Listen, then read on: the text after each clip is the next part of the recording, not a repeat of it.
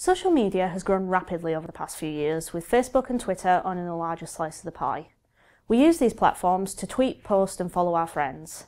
But with so many of us sharing our lives through these channels, how can we be sure this information isn't falling into the hands of an attacker or a hacker that can use it for other purposes? In this video, we're going to show you a very simple spear phishing attack that a hacker with access to only an email address and a name can use to compromise Facebook, Twitter and email accounts. It's really easy to view the code for the Facebook login page. By simply copying it, a convincing fake website can be created. Good spear phishing attacks are tailored to the victim.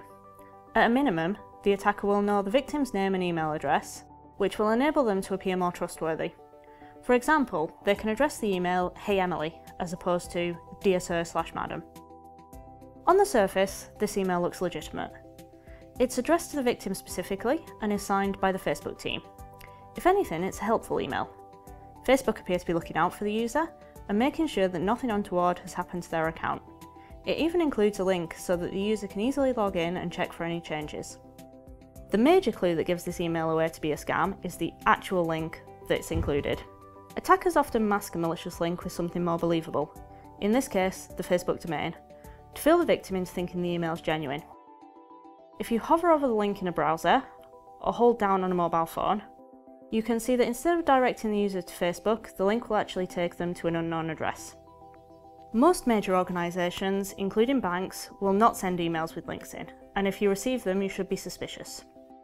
If it looks legitimate, either call the company to confirm, in the case of a bank, or in this example, enter the Facebook domain in the address bar. Something else to check for is the misspelling of words. Large organisations will have departments to proofread every word of an email, making sure that no errors have been made. But in this case, the word suspicious has been misspelt, implying that it hasn't been sent from such an organisation. Emily sadly didn't notice these warning signs and clicked the link. It's hard to believe that this link hasn't been sent from Facebook with such an authentic looking login page. But if you compare it with the legitimate login page, you quickly notice the differences. These include positions of logos, images and forms, and the use of encryption by Facebook, as opposed to the unencrypted HTTP link sent to Emily.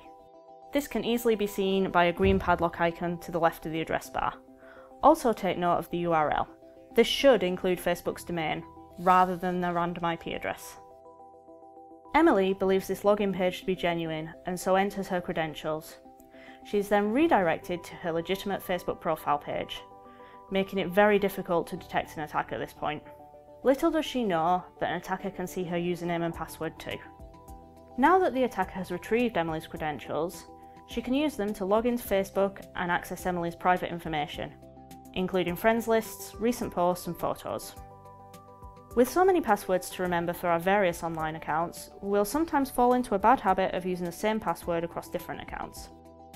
Although remembering one password is easier than remembering dozens, this does significantly increase the chance of an attacker compromising our personal information and accessing the different accounts. Emily uses the same password for her Facebook, email and Twitter accounts, so instead of the attacker only being able to access Facebook, they can now see much more information about her. Attackers use this information to masquerade themselves as the victim. They now have the ability to reset passwords on accounts such as Amazon, potentially enabling them to purchase items on stored credit cards,